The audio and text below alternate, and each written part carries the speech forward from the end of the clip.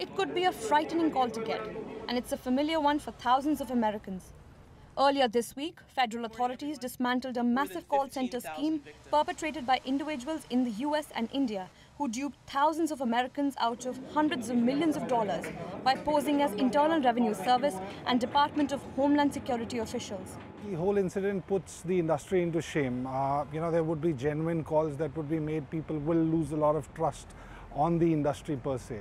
The US Justice Department charged 61 individuals and entities in India and the US for their alleged involvement in a multi-million-dollar fraud said to have been perpetrated by at least 5 Indian call centers in Ahmedabad.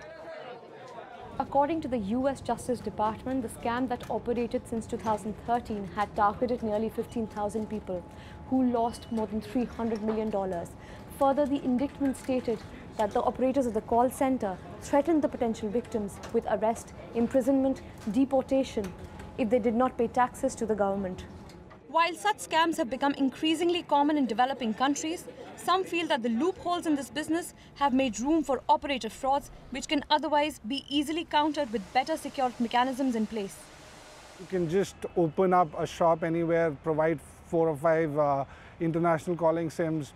So a little difficult to provide, actually prevent such incidents. But I think the biggest question here is data security, and everybody has in place data security measures. It's an insider job typically, and I think somebody from the inside is involved in it. So till somebody from the inside is involved, the good question is, can we really stop it? I don't think so. An earlier call center scam, which had netted $150,000 a day, had come to be known as one of the biggest frauds in India's history.